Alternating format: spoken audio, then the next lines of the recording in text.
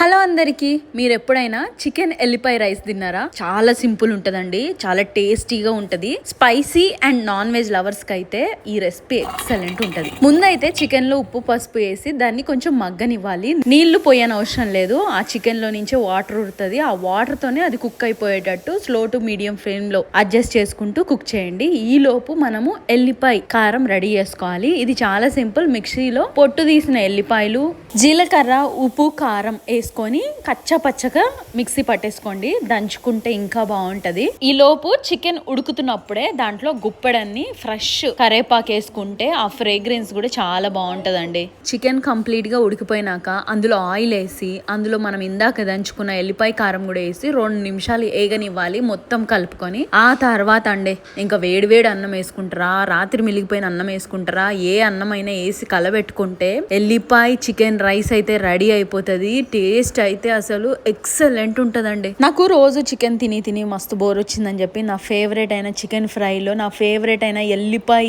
కలిపి మిక్స్ చేసి fried rice చేస్తే ఉందండి ఎక్సలెంట్.